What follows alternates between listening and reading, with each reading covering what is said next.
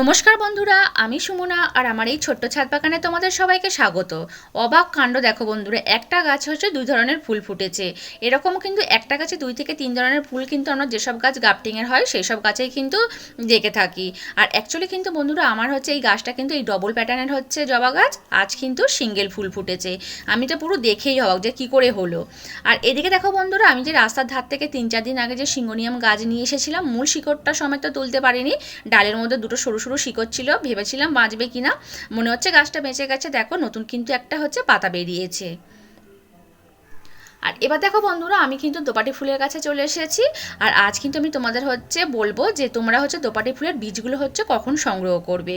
আর দেখো বন্ধুরা, এই যে হচ্ছে ফুল রয়েছে, ফুলগুলো যদি আমরা হচ্ছে প্রতিদিন তুলে নিই তাহলে কিন্তু বীজ আর তৈরি হবে না। আর যদি গাছে কিন্তু ফুল থাকে তবেই কিন্তু বীজ তৈরি হবে।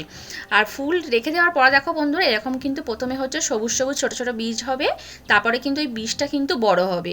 বীজটা বড় হওয়ার পরেও কিন্তু বন্ধুরা বীজটা কিন্তু সবুজ থাকবে, তখন কিন্তু ওই অবস্থায় তুলবে না, তাহলে কিন্তু এই বীজগুলো থেকে আর চারা তৈরি হবে না। যখন বীজগুলো বন্ধুরা এরকম গাটা হচ্ছে হলুদ মতো হয়ে যাবে, তখনই কিন্তু বন্ধুরা বীজগুলোকে সংগ্রহ করে নিতে হবে। দেখো আমার এগুলো দেখো হলুদ মতো হয়ে গিয়েছে, আমি কিন্তু এই বীজগুলোকে সব তুলে নিচ্ছি।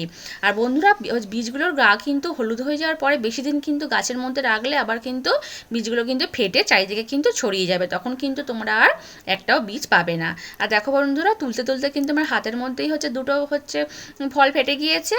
আর আমি কিন্তু কয়েকটা হচ্ছে হাত দিয়ে হচ্ছে ফাটিয়ে তোমাদের হচ্ছে দেখাচ্ছি যে বীজগুলো। এই দেখো বন্ধুরা, এই কালোগুলো হচ্ছে বীজ। আর এই বীজগুলো কিন্তু বন্ধুরা হচ্ছে তোমরা কিন্তু এয়ার কন্টেনার বক্সের মধ্যে কিন্তু রেখে দিতে পারো পরের বছরের জন্য। আর পরের বারে এই বীজ থেকে কিন্তু চারা তৈরি করা কিন্তু একদম বন্ধুরা সহজ। যে কোনো জায়গায় কিন্তু বন্ধুরা এই বীজগুলো ছড়িয়ে দিলে কিন্তু নতুন আবার ফের চারা তৈরি হয়ে যায়। আজ এই পর্যন্ত বন্ধুরা, টাটা বাই।